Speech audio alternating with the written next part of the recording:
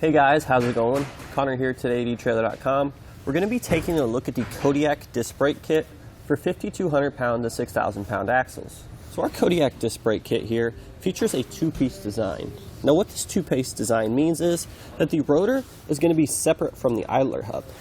Now normally the rotor and idler hub are actually going to be combined in one.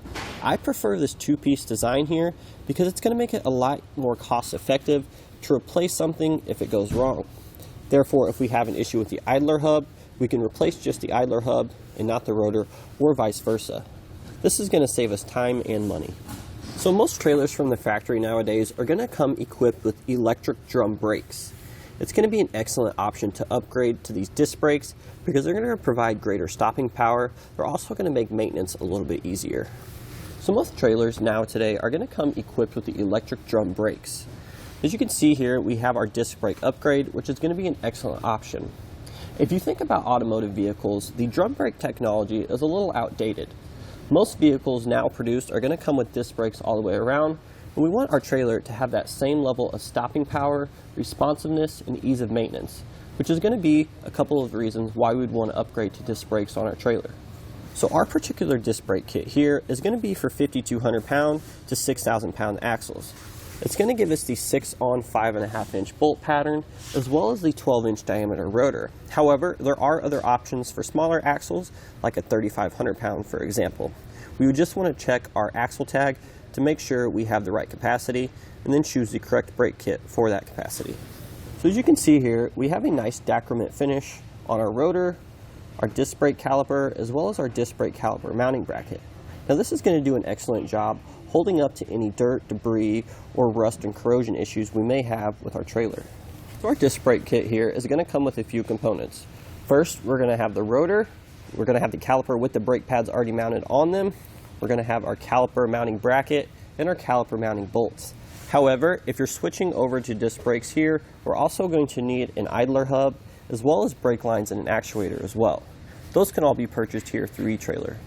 So in regards to installation, this is pretty straightforward, something that's pretty easy to do by yourself at home with only common tools. Now let's jump right in and show you how to install this yourself. To start our installation today, we need to get our trailer in the air.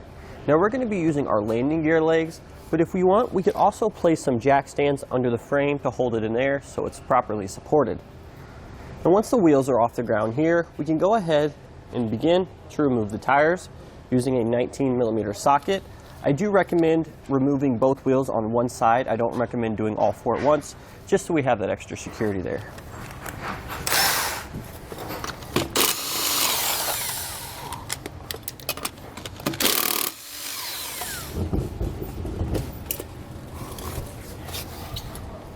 So now we need to go ahead and remove the grease cap, which we could do with just a flathead screwdriver. We're just going to get it in here, pry it between the hub and the lip on our grease seal. May need to work our way around.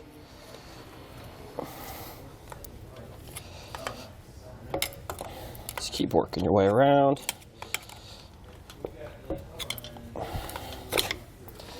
You can take it off just like that. So once we have the grease seal off, there's going to be a castle nut behind this grease we have to remove in order to allow us to pull our hub up. So we're just going to take a paper towel here and get rid of some of that extra grease. There's actually going to be a cotter pin here, which we need to remove first. So we're just going to take a set of needle nose pliers, try to get the cotter pin out of the way. So basically, you're going to bend the two tabs back, and we're going to try to straighten it out as much as we can. And once we get it straight enough, we should be able to pull it out the other side. Just like that. And then, we come back with our channel lock pliers here. Try to get a grip on the nut. Shouldn't be on there very tight at all, so it should just be able to thread off by hand. And behind our castle nut, we should have a washer, which we see there. It should come out if we just take the hub off as well. There we go. We can go ahead and set this aside. So now that we have the hub off, we can even go ahead and remove our braking assembly. We're first going to want to cut our wires here for the electric brakes. Just like that. And now we can take a 15mm socket and remove the 5 bolts that are holding our braking assembly to the axle.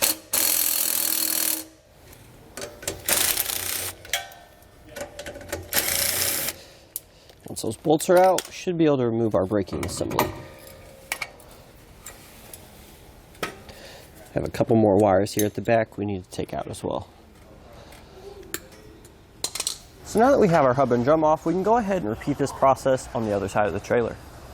So before we reinstall our new idler hubs, what we want to do is we want to make sure that there isn't any existing grease on either of our spindles here. So we're just going to take a rag and we're going to try to get as much of that off of it as we can. Now before we begin to lube our bearings and insert them into the idler hub here, the races are actually already installed for us, so we don't have to worry about that. But I do need to make a note about the grease seal. As you see here, this is going to be the grease seal that came with our idler hub. However, this is actually not correct. The inner diameter does not match the outer diameter of our spindle where the grease seal is going to ride. So we're actually going to need to obtain this other grease seal here. So just to show you what we were talking about earlier, we have our 2 grease seals here which are going to have the same outer diameter. However, the inner diameter is going to be different, so we do just want to take a measurement on our spindle where the grease seal rides. It's going to be about 2.250, which is going to match up with this grease seal here, which is why we needed this one instead of the one that came with our kit. Now that we've verified we have the correct grease seals, we can go ahead and begin to pack our bearings and insert them into the idler hub here. Now we're going to be using this grease here, which can be obtained through etrailer, but there is no grease that comes with the kit. So there's 2 methods to this. We could use a bearing packer, or the easiest method is just to pack them by hand. And essentially, we just want to get the grease in between all the grooves here.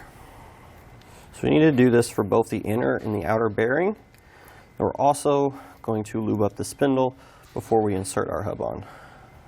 Now that we have one of our bearings properly lubed up, we can go ahead and set it into the race there. And we can grab our other bearing and do the same thing. Just a little tip here, we're just going to take a glob here. We're going to take one side of the bearing, we're just going to press it in there like so, work our way around, and we should start to see it come around up top. So now that we have our inner bearing in place, we can go ahead and install our grease seal. Before we do this, I'm just going to get a thin coating of grease on both the outer and inner diameter of our grease seal here. You don't need to really glob it per se. And we can set it in like so. In order to get it in place evenly, we're going to take a block of wood, 2x4 here, and we're just going to gently sort of hammer it in.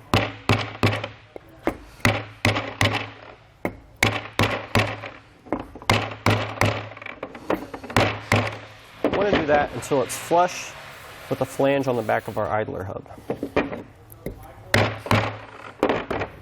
Just like that. Now we're just going to go ahead and flip the idler hub over. Once we have our grease seal in place, we can install our outer bearing. Now it's ready to be put back on the trailer. So before we put our hubs back on, we want to go ahead at this time and install our brake mounting flange.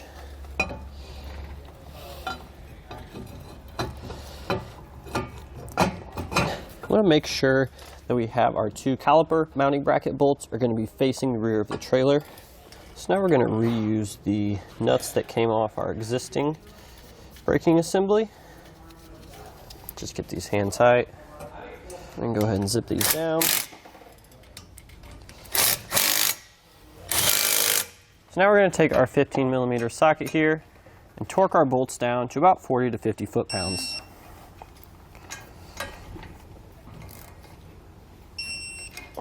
Now that we have our caliper mounting bracket installed, go ahead and take some grease here. Just lube our spindle up nice and good.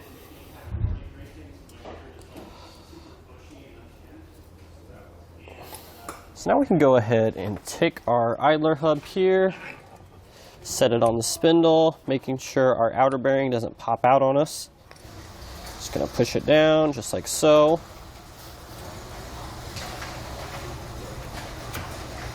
Push our outer bearing into place. So now we're going to take our washer here, slide it over the spindle.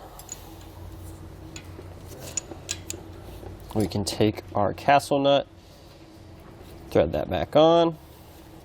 Once we get this hand tight here, we need to go ahead and seat our grease seal in the rear here. Now in order to seat our grease seal here, we have two different tools we can use. We're going to be using a 1.5 inch socket. Basically what we're going to do is, we're going to tighten it down, seat the grease seal, come back off. And we're just going to do this a couple times to get the grease seal to seat evenly in place. Now if you don't have a 1.5 inch socket handy, we can use a crescent wrench or a set of vice grips for this as well. That should be good. So now what we're going to do is, we're going to get down to our final torque, which is simply just hand tight until we align the hole for our cotter pin. Then we can take our cotter pin and insert that into the hole there. May need to take a hammer just to tap it down a little bit. Then we'll take the other end of our cotter pin, just bend it back.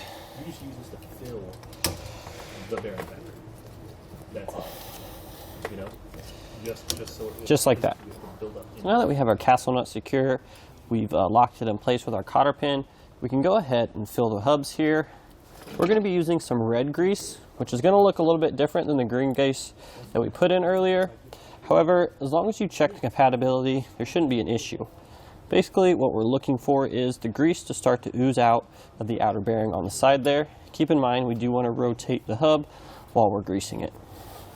Now finally, we can go ahead and set our grease cap into position. I'm just going to be using a block of wood and a hammer to seat it fully. I want to make sure that we hit it in enough on each side so it doesn't go in more than one on the other and damage it. Just going to be hitting it until it's flush with the flange on our idler hub here. So it looks like we're good just there. So now that we have the grease cap in place, we can go ahead and repeat this same process on our remaining spindles. So now we're going to take our rotor here, we're going to set it on the idler hub. Now we want to be careful when we pick this up. We don't want to touch the outside surface on the rotor too much. So we're going to set that on there like so, and then a quick little useful tip here. In order to hold the rotor in place, we're just going to take one of our lug nuts here. We're just going to thread it on all the way to have it pin the rotor up against our idler hub. That'll make it a lot easier when we go to position our brake caliper. And we don't need to have it super tight, just hand tight, so it holds the rotor in place. Now we can go ahead and take our caliper here, and position it on the rotor, just like so.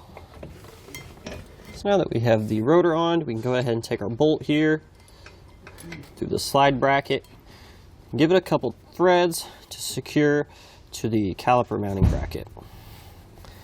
Before we get that one tight, I want to go ahead to the bottom here, try to get this one started as well. Only needs a couple threads and it may be a little tight. There is going to be some thread sealant on the bolts here. Then we're going to take our 1/2 inch wrench and then we're going to alternate these, tightening down these two bolts until they're snug. Then we can come back with our torque wrench. Now that we have the bolt snug, we're going to go ahead and take a 1/2 inch socket and our torque wrench here.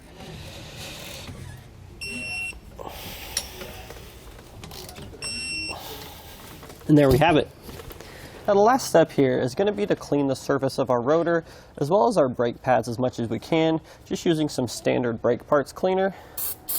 And the reason you want to do this is the rotors generally ship with an oil on them. We want to make sure we get all that off before they come into contact with the brake pads.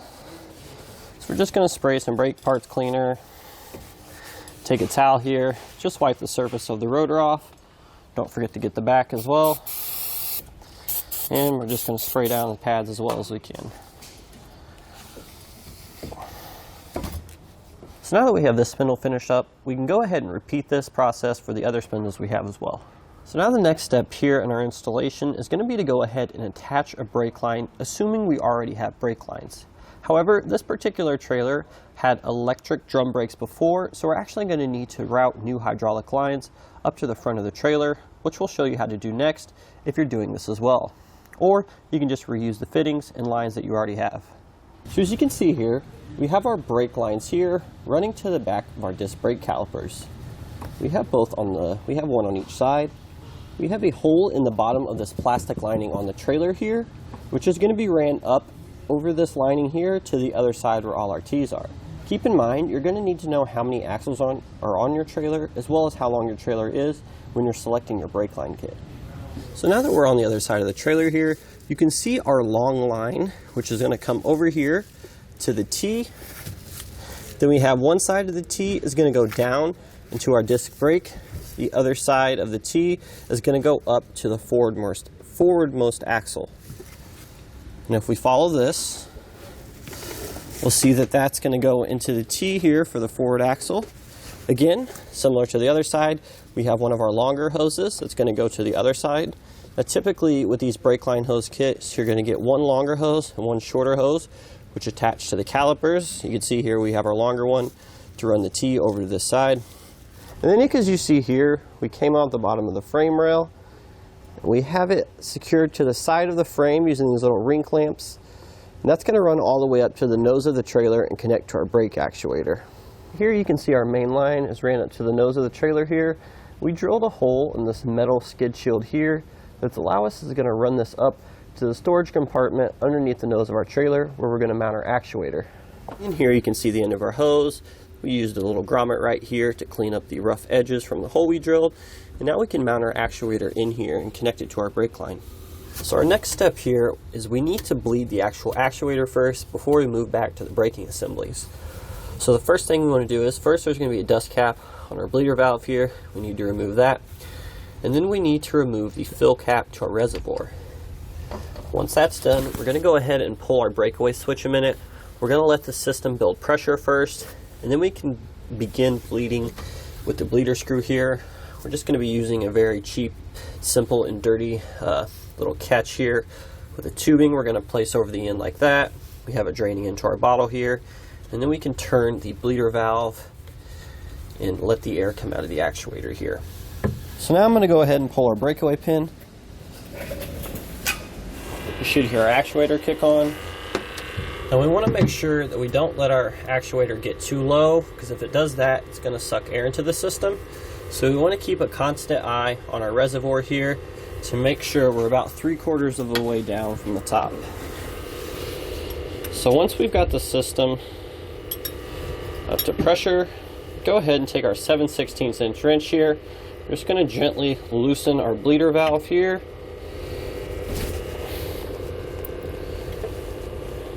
So we see some air bubbles coming through there. We're just going to be looking in the line here to try to get all our bubbles to come through. Now we can go ahead and tighten up our bleeder valve here once we don't have any more bubbles running through the line. So now that we have the actuator bled, we can go ahead and start to bleed our calipers and our lines here. In order to do this, we're going to need a friend up at the front of the trailer, because we need them to, one, pull the pin on our breakaway switch to turn on the actuator, and we also need them to monitor the actuator to make sure the fluid level doesn't drop below the reservoir and suck air into our pump. Keep in mind, we want to start at the rear of the trailer here and work our way forward.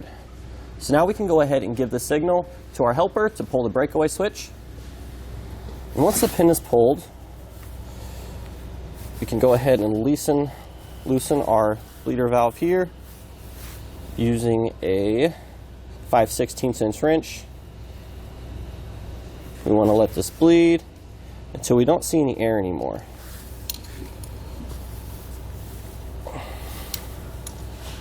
Then once we see all the air come out, we can go ahead and tighten that back up, and we can move our way on to the other side. So now that we have this disc brake caliper bled correctly, we can go ahead and repeat this process on our remaining braking assemblies. So now that we went ahead and bled all our brake lines and our calipers to ensure we don't have any leaks, that's going to do it today for the Kodiak disc brake kit.